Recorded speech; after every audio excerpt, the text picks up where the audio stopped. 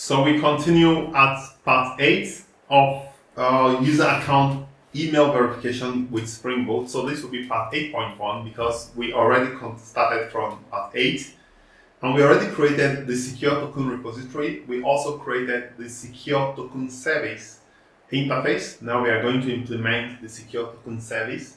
So I'm going to the services and I'm going to create the implementation of the secure token service. I'm going to call it default secure token service. Now this will implement the secure token service, and of course this will be a service. So I'm going to annotate it with service annotation, and it's going to force us to implement all the methods. Now this is very important to understand what is going on. The first thing we want to give attention to, I'm going to collapse. We want to give attention to creating a new token. So how do we create a new token? We have something called key generator that generates bytes key generator that generates keys. So I'm going to wire that in because it's going to help me generate key of certain length. So I'm going to private. Actually, I'm creating the variable byte key generator. Let's call it default. Of course, I'm calling it default token generator because we can have different versions of this depending on how strong we need the key generator to be. Secure random. The secure random, we can now specify the length of the key, and we specify the length of the key. Now we need the token validity period. I'm going to call that token validity in seconds. How many seconds is in 8 hours? That's the question, or 7 hours. Let's do the arithmetic later on. So private int token validity in seconds.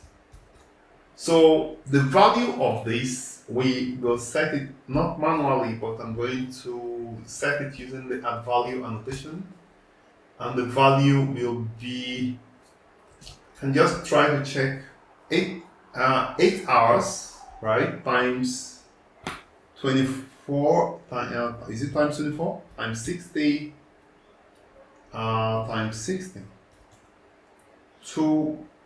times 460, so 28,800, right? 8 hours times minutes times second, so it's going to be 28,800, right? Yeah, 8 hours for instance, but we can actually just reduce it. 2,800 doesn't for this demo. For your requirements, you may have a different value, but normally we set it at certain number of hours, then we convert that to seconds.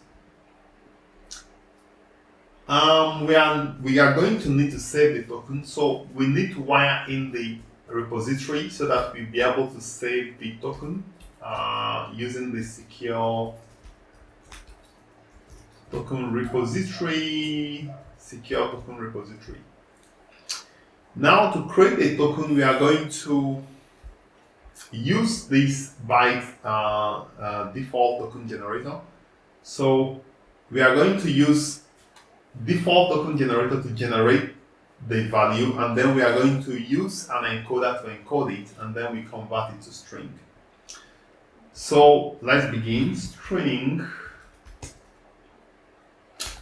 token value is equal to new string base 64 dot encode. So this is the token value. So we generate the key, we encode it using base 64, this method here. So the next thing we want to do is to now create the actual secure token. So secure token is equal to new secure token. Secure token dot set token, and set token I think takes the string, which is the token value, and we are going to set the expiry date, expires as, to be now all the way to the time, the interval or the validity in seconds. So from now, from the current time plus the validity. So SecureToken.set expire that, and we are going to use now dot now. Then we are going to say plus seconds, and we are going to now token validity in seconds. The next thing we are going to set the secure token, and we want to return the secure token. So let's go ahead to implement the secure token service. So it simply says secure token repository. Save and provide the secure token, right? And in this case, find by token return secure token repository that find by token, and remove secure token is going to be secure token repository that deletes token. All right. So I think this is all we need to do in case of the secure token, saving it, deleting it, finding it by ID, and creating a new secure token. So I'm going to stop here. In the next part, we are going to now go to get the email properties from Google. So I'd like to thank you for viewing. So let's continue in part 9.